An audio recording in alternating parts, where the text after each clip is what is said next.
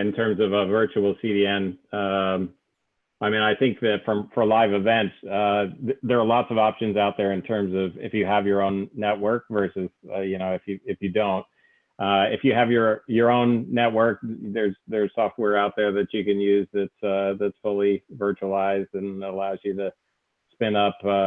capacity as needed to support live events and spin it back down when you don't need it. I think that's the key advantage of some of the virtualized technologies and some of the orchestration capabilities of things like Kubernetes and so on, is that you can be responsive to demand and try to be as cost effective as possible. I think that is one of the challenges that when you don't have your own network is, you know, if you're running gobs of live traffic,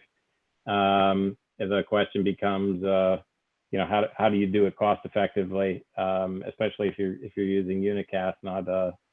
multicast delivery mechanism, and that's still something that, you know, requires discussion to understand the specific application and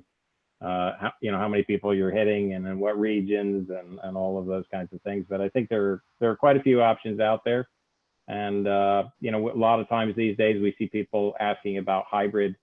kinds of scenarios where they have some fixed capacity on their own networks, and they want to be able to burst capacity into the cloud to support spikes. In the case that, as an example, you've got World Cup soccer games, if you got the Olympics coming, and they don't want to build out full capacity for those spikes, they just build out capacity for their standard kind of traffic load, and then look to expand capacity beyond that by using either the same CDN solution hosted in a public cloud environment, or by